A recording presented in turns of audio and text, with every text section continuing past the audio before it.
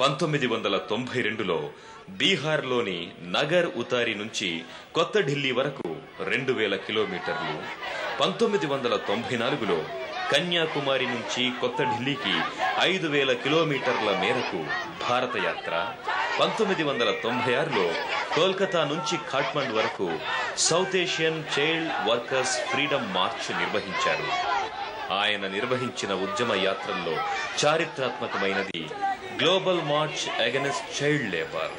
Global మార్చ్కు వ్యూహకర్త, రూపశిల్పి సత్యార్థి అంటే ఎవరో ఆ ఏడాదే ప్రపంచానికి తెలిసింది. గ్లోబల్ మార్చ్లో బాల కార్మికుల ఉద్యమ శంఖారావం ఐక్యరాజ్య సమితిలోనూ ప్రతిధ్వనించింది. ఫలితంగా 1999లో జెనీవాలో ప్రపంచ కార్మిక సంస్థ ప్రత్యేక సదస్సును నిర్వహించింది. బాల కార్మిక వ్యవస్థ నిర్మూలనకు విద్య ప్రధాన ఆయుధమని సత్యార్థి గుర్తించారు. అందువల్లనే విద్య ప్రాథమిక హక్కుగా గుర్తించాలని ప్రభుత్వంపై ఒత్తిడి తెచ్చారు. ఫలితంగా 2001లో భారత పార్లమెంట్ 93వ రాజ్యాంగ సవరణ ద్వారా విద్యను ప్రాథమిక హక్కుగా గుర్తించింది.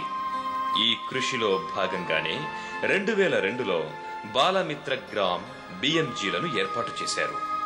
గ్రామంలో బాలలందరినీ పాఠశాలల్లో చేర్పించడం BMG బాధ్యత.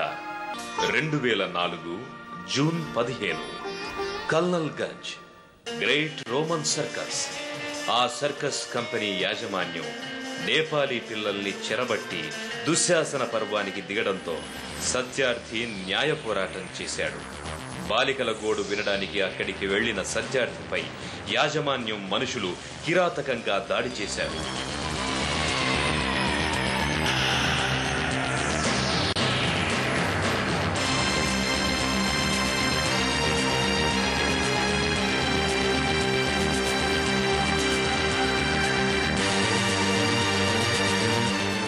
క్రూర మృగాల కంటే ఆ సర్కస్ లోని మానవ మృగాలే ప్రమాదమని ఆయన గ్రహించారు.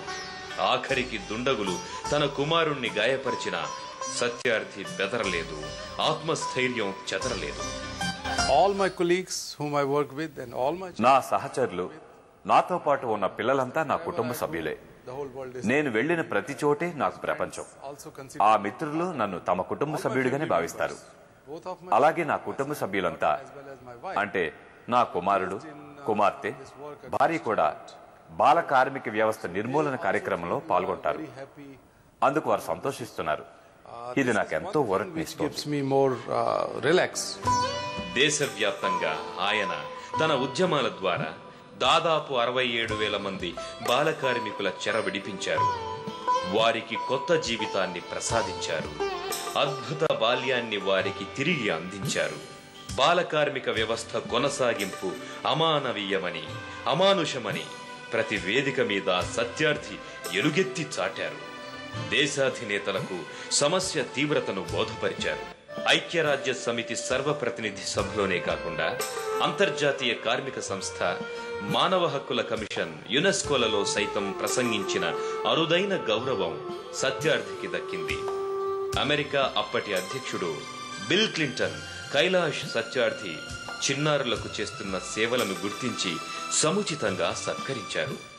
ఆకాశంలో జాబిల్లిని చూపడం కాదు, ఈ నేలపై బిడ్డల భవిత చూపించాలన్నది ఆయన భావన. వేటగాళ్ల చెరలో ఉన్న జంతువుల గురించి ఆలోచిస్తాం, జీవకారుణ్యం మీద కబుర్లెన్నో చెబుతాం. మన కళ్ళెదుటే సంకెళ్లలో బందీలైన బాల కార్మికుల దుస్థితికి చింతించాం, చలించాం. ఇవి మాటలు కావు, ఆయన పేల్చే తూటాలు. ఆయన అలుపెరుగని యాత్రికుడు, అమానుష వ్యవస్థ అంతానికి ప్రతినబూనిన దేశమాత ప్రియపుత్రుడు. అతడి ఉద్యమ దీప్తి ప్రపంచంలోని అనేక ఉద్యమాలకు నిరంతర స్ఫూర్తి.